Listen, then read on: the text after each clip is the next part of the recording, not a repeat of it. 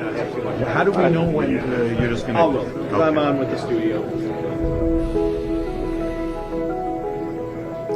Yeah, they're on the air now. Standing room only here in our room at Little Caesars Arena. Darren McCarty's here. Dino Cicerelli's here. We're told that Henrik Zetterberg is here. We're delighted that Ken Daniels is here as well. How much did we have a feeling that this day was coming? Well, I think when Steve came back to Detroit for his family, we all had a feeling that this day was coming. But let's be perfectly clear about one thing, besides the fact that it's 4/19/19. On this date. That's not lost on anybody on the internet today. I guess not. Steve Yzerman brings a winning attitude, and he brings further hope to what was already in the organization going forward. All right, we will turn things over to Ken Holland and Steve Yzerman and Chris Ilitch.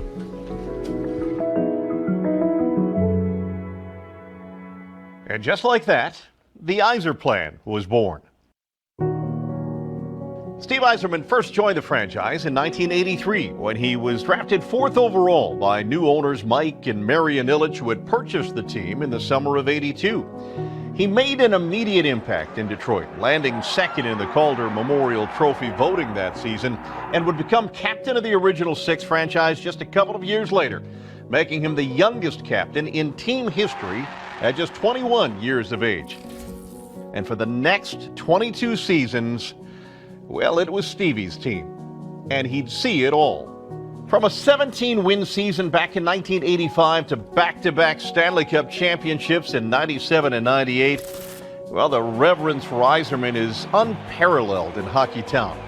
And while retirement would lead him first to steer another team in Tampa Bay, his return to Detroit, this time at the managerial level, felt like destiny. And in 2019, it was the right time for number 19 to come home. Well, Steve, welcome back to the fold. How do you feel about being named the general manager of the Detroit Red Wings today? Well, obviously, Ken, I'm very excited. Thrilled to come back to the organization. Still a lot of familiar faces here. People that, were here as long as I was and even longer. So I'm excited to be back. I'm nervous. It's a big job, a lot of responsibility, and we got a lot of work to do, but I'm very excited about it all. The new Executive Vice President and General Manager of the Detroit Red Wings, Steve Yzerman. Thank you. Thank you. I really appreciate you all turning out this afternoon for our press conference here. I would like to start by saying, one, I'm extremely excited to be back in Detroit. This city, Red Wing fans, the state of Michigan were incredibly supportive of me throughout the ups and downs of my playing career. I am very excited to return to the organization with our goal of getting the team back in contention for Stanley Cups and the championships that is expected and has come to be expected here in Detroit. I thought of it as a circle closing to the last game at the Joe. And of course, as Steve is coming up to the podium to speak that day, "Come home, Stevie, come home, Stevie," was the chant from the fans back in 2017. And I think there was a sentiment that Steve had gone to Tampa and built an incredible organization. He'd won the Cups here in Detroit, and there was this natural change of generation. And so there was this void where the fans needed that new chapter, and there was no one that could better signify the beginning of that chapter than Steve Yzerman coming back as the GM. There had always been love for Steve Yzerman in the city, and I think the way that the Red Wings were going, this was renewed hope. Even when he first came to the team, he was preaching patience. So it was a rebuild. It had started beforehand, but whether he didn't like the pieces that were here or not, he would move them and bring in those that he wanted with his people to help run it. The challenges were many, to say the least. It was a team where the cupboard was bare, so to speak. There was just not a lot of depth in the organization, not a lot of guys ready to step up and play. The NHL roster was very limited, and it was a case of trying to find guys that could play for the Wings, and that's not a very good situation to be in, as we all know. If there was anybody with the vision, with the ability to be methodical, who also then had the trust of the fans, because people in Michigan have watched this team play for so many years. We all know what a Stanley Cup winner looks like because we've seen it, and we knew that the team, as of 2019, was not close to that. And so there was that built-in understanding of what it was going to take, and the person to execute the plan was right there. He is the eternal captain of this franchise. And so I think there was this feeling of belief, feeling of optimism that collectively we as Detroiters and Michiganders needed right then. You know, me coming in isn't just going to turn this thing around overnight. It's not going to be one good off season here and away we go. I've learned it's a process, and you know, with the Ilitches owning the team, they're committed. They want to win as bad as every single fan does, and they'll do whatever they have to get there. And I'm hoping I can add to that and expedite the process. I love the reaction of Mo Zeider at that draft because his jaw almost hits the floor, and that resembles the reaction of the entire hockey world. It always comes down to you draft for need or the best player available, or is it such a fluid situation because you can't control what the other 30 teams are doing? Our philosophy is we need the best player available. Period. Yeah. So, So it's a need and the best player. The first big decision of the Steve Yzerman era would be whom to take in the 2019 NHL draft. The Wings entered the night with a bevy of picks, including a first-round selection at number 6, where we all got our first glimpse at the boldness of one Steve Yzerman. Detroit is on the clock. Steve walks up there, and my mom was like, "So, well, it's like, who is that GM now? Like everyone is talking about." And I was like, "Yeah, the guy in the front who's going up stage now." Oh, so she was like, "Yeah, get ready." With the 6th pick in the draft, the Detroit Red Wings select from Mannheim of the DEL, Moritz Seider. You can hear the reaction here in this arena, and we're smiling because, you know what, Steve Yzerman alluded to this earlier. This is where at 6 things get interesting, but you did not see this coming either way. Calls my name, and like we're looking at each other like, what's going on? Moms always have a feeling, right? I was actually on the plaza. We were hosting the draft party that night, and I can honestly say none of us had Mo Seider there. So I would say there was shock from all.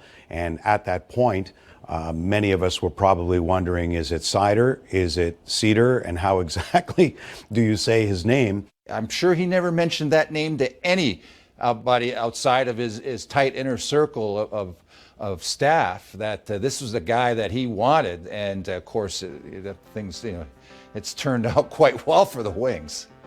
I love the reaction of Mo Zeider at that draft because his jaw almost hits the floor, and that resembles the reaction of the entire hockey world. It was a matter of really thorough evaluation that Steve Yzerman does, and I think he sees that ability to think the game, process the game, make decisions at a very fast pace, at a high rate. He saw that in Zeider against much older competition.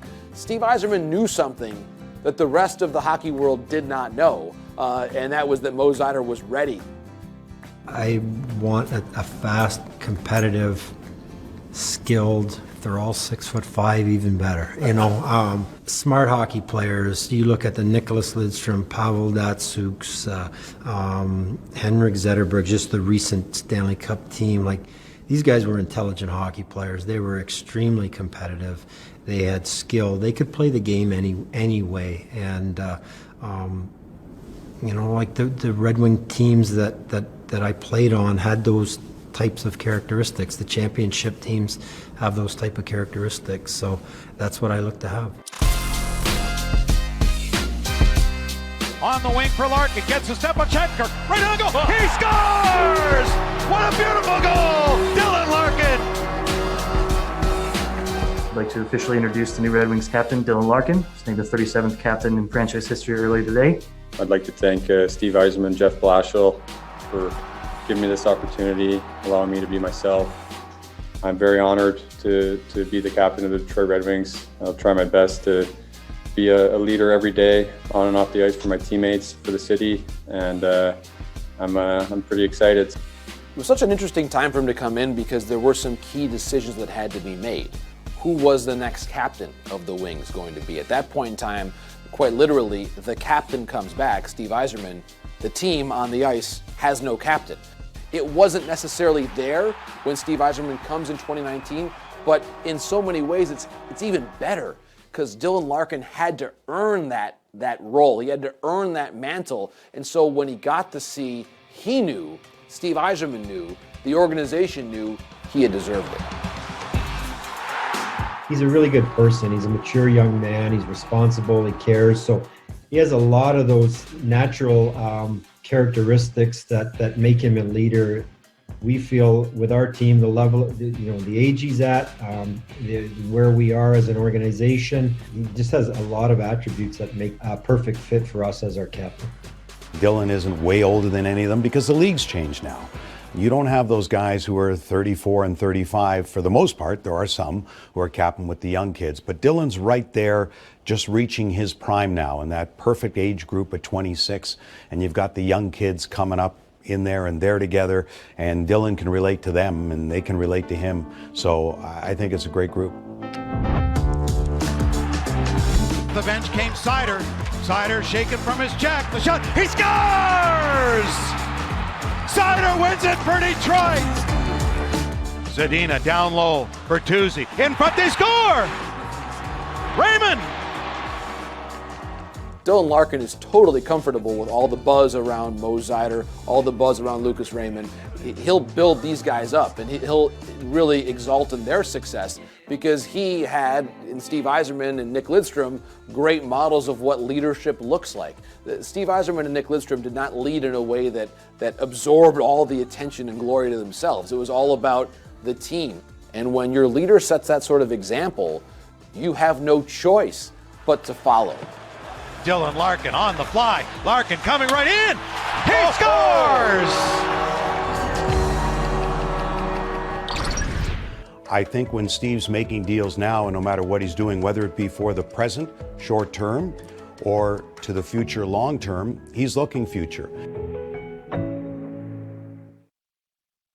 Once you get to pro hockey, there's no politics. The best players play, and all you need to do is come in and prove that you're the best player in whatever given role that is. Development and drafting is a major, role in us getting to where we want to be as an organization. And one thing is we've Steve's done a great job of accumulating more draft picks. So we do have a lot of guys in the system, and that's going to make for good competition amongst each other, and hopefully with that competition it drives those guys to get it even better and raise their play even more. As much as the draft picks we celebrate and acknowledge as being crucial to the rebuild, I would actually say that perhaps the move that stands out to me the most as being the trademark move of the Yzerman rebuild was getting Robbie Fabry. Bertuzzi finds Fabry, skate the stick, right in the goal. He scores! What a beautiful goal! He was someone in St. Louis who's on a cup-winning team, was not getting prime minutes because of how much talent was around him. The Wings were able to trade Jacob Delarose to St. Louis to bring in Robbie Fabry, and very quickly Steve Yzerman acknowledges and identifies Fabry as a player that they're going to build around. They give him an extension. You see him now on the top power play getting key minutes and being on a very key line for the Wings now, playing a lot with Bertuzzi. It's not just the draft. It's identifying players elsewhere or those who have been overlooked by other clubs as people who can fill a very specific role for your team. He's taken advantage of the situation in terms of the salary cap. The Wings have a lot of room there. He actually took a player like Stahl, has been a real strong leader for these young kids in the room. He's basically got him, and he also got a draft pick just because the Rangers were in salary cap problems. So he took advantage of that. Nadalkovich is another guy in Carolina. What a tremendous trade. I mean, the year he comes off, he's a finalist for the Rookie of the Year. He's got huge numbers.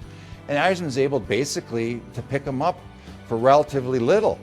When people say, you build up the draft picks, yes, it's kicks at the can and whom you're going to pick, but it's also collateral on who you can trade with. And the better picks you have, and let's face it, the Red Wings, as low as they've been in the standings, their picks are better to entice other teams. So he's not scared to go out and do it. I think when Steve's making deals now, and no matter what he's doing, whether it be for the present, short term, or to the future, long term, he's looking future. And who's going to be here? At what stage of the rebuild will they still be here? And how long term am I going to keep that player for? So right now you see a lot on short-term deals. Coming up a year from now, you've got Tyler Bertuzzi and you got Dylan Larkin who are going to need new deals. So I think as Steve goes through this rebuild, He's saying, where are we going to be in 3 years from now? Where are we going to be in 4 years from now?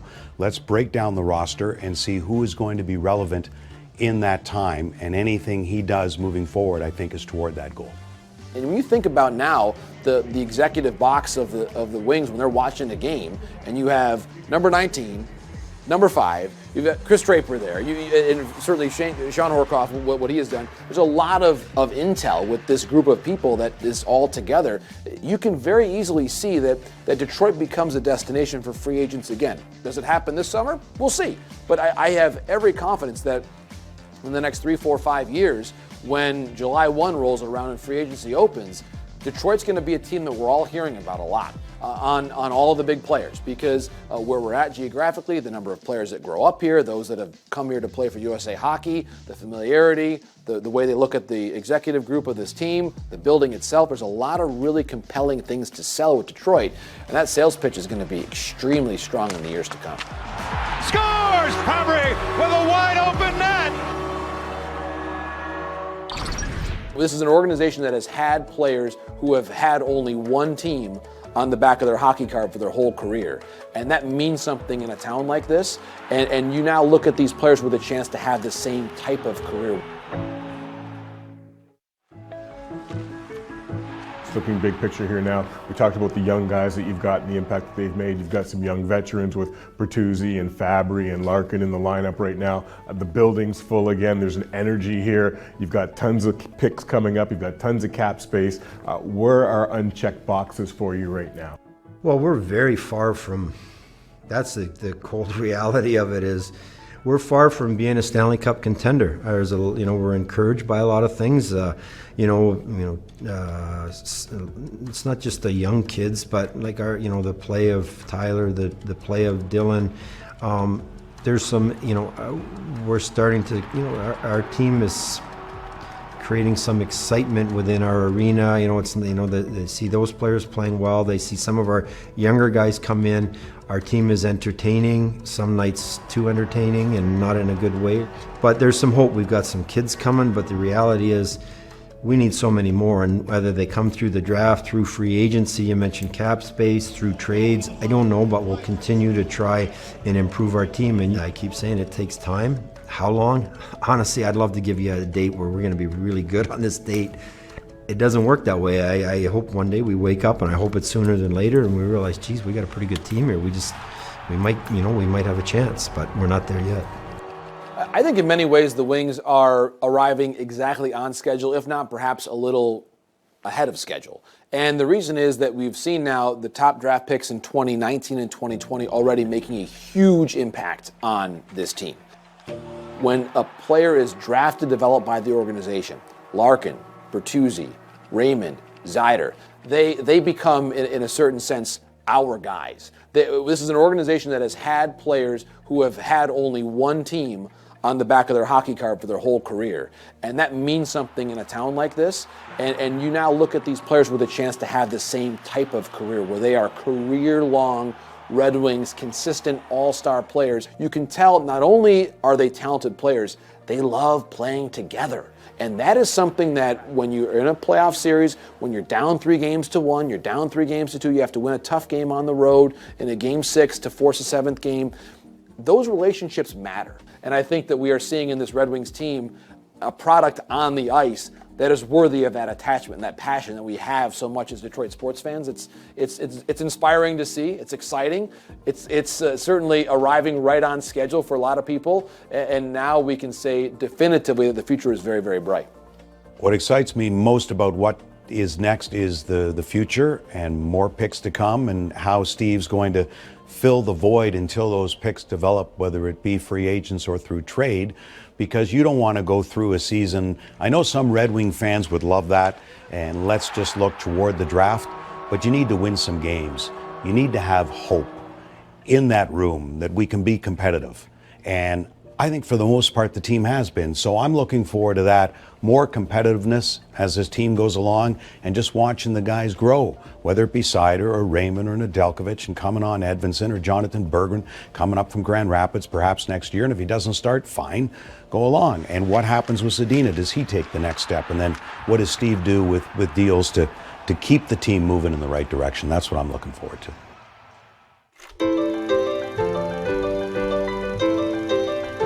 You know, as a player, the closer I got to retirement, the more I thought about what I'm going to do. The more it became clear to me that I would like to get into management. So I always thought, you know, every situation, you know, you kind of store that in the back of your mind. My experience as a player was all I could hope for, and I'm glad I experienced it all. To win as a general manager would be fantastic. You know, there's so many decisions that you have to make. You're building amateur scouting departments. You're building pro scouting departments. You're putting together coaching staff. There's just so much that goes with the job. And at the end of the day, that's what kind of appeals to me is at the end, when you have a plan and you see the plan come together, it feels really good. I haven't experienced the Stanley Cup part, but it's very rewarding and you know, to see things evolving and how it works. So as a GM, there's a process that I'm going to stick to.